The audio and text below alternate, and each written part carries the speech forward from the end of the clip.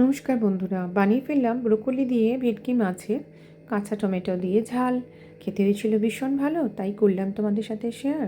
কাঁচা টমেটো নাও, কাঁচা লঙ্কা নাও, পেঁয়াজ নাও, অল্প একটু রসুন নাও আর একটু আদা। এটা দিয়েই রান্না করতে হবে এই ভেটকি মাছের ঝালটা। প্রথমে তেলে মাছগুলো ভাজলাম, ওই মাছের তেলের মধ্যেই দাও পেঁয়াজ কুচি, কাঁচা লঙ্কা কুচি, একটু রসুন, তারপরে দাও পরিমাণ মতো আদা দিয়ে এবার নাড়াচাড়া করতে করতে এটা কষাতে হবে। তারপর কষাতে কষাতে দিয়ে দেবো, দেখো এই আদা দিলাম। আদা দেওয়ার পর এবারও নাড়াচাড়া করলাম।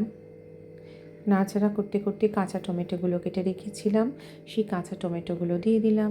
দেওয়ার পর আবারও করলাম নাড়াচাড়া করতে করতে। এবার দেবো একটু হলুদ, একটু জিরে গুঁড়ো, একটু নুন, কেউ যদি মনে করে একটু ধনে দেবে দিতে পারো। দেওয়ার পর করলাম নাড়াচাড়া। নাড়াচাড়া করার পর মশলাটা অটোমেটিক্যালি দেখবে একটু জল ছাড়বে, আর কষাতে কষাতে তারপরে দেখবে তেল ছাড়বে নুন দিয়ে। এইভাবে করে এবার দেব জল। জল দেওয়ার পর জলটা একটু ফুটে উঠলে তারপরে দিয়ে দেবো আমার ভেজে রাখা মাছগুলো। আর এই মাছের ঝালটা খেতে হয় সত্যি ভীষণ ভালো। তোমরা একবার বানিয়ে দেখো, কাঁচা টমেটো দিয়ে মাছের ঝাল খেতে বেশ ভালো লাগে। এই মাছগুলো দিয়ে দিলাম।